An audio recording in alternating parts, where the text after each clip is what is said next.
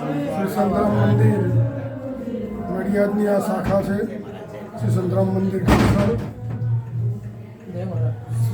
સંતરામ મહારાજ વિચરણ કરતાં કાલસર પધાર્યા. કાલસરમાં ઘણા ભક્તોને ખૂબ જ આશીર્વાદ પ્રાપ્ત થયા. આખો જે વિસ્તાર છે મહીસાગરનો, એ મહીસાગરના વિસ્તારમાં પરમ પૂજ્ય શ્રી સંતરામ મહારાજ એ વિચરણ કરેલું છે. અને ત્યાર પછી ડાકોર ને પછી ઉમરેઠને પછી નડિયાદ ગયા છે. પણ સંતરામ મંદિર કાલસરે છેલ્લા 26 વર્ષની અંદર ખૂબ પ્રગતિ કરી છે.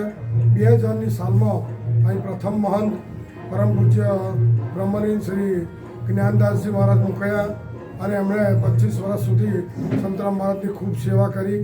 અને પરમ પૂજ્ય મહંત શ્રી રામદાસજી મહારાજની સાથે તેઓ તૈયાર થયા, કરમસદ રોકાયા અને ત્યાંથી તૈયાર થઈને અહીં નડિયાદ આવ્યા. નડિયાદ બ્રહ્મલીન પરમ પૂજ્ય મહંત શ્રી નારાયણદાસજી મહારાજે એમને દીક્ષિત કર્યા.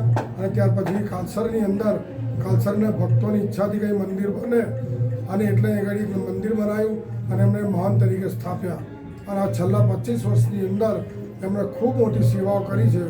અત્યારે પરમ પૂજ્ય મહંત શ્રી મહેશ્વરદાસજી મહારાજ તેઓ પણ કરમસદથી પધાર્યા અને નડિયાદ રામ મહારાજશ્રીએ એમના દીક્ષા આપી અને એ ઘડી મોકલ્યા છે.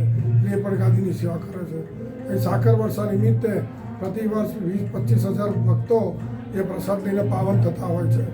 અને અમાસને દિવસે આ પવિત્ર અમાસ મૌની અમાવસ્યા જેને કહે છે એ દિવસે સાકર વર્ષા થતી હોય છે.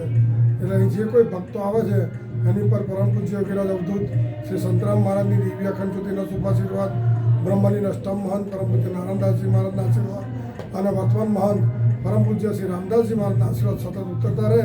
ગામ સુખી, સંપન્ન અને સમૃદ્ધ બને એ ભગવાનને પ્રાર્થના છે. આપ સૌને મારા જય ભારત.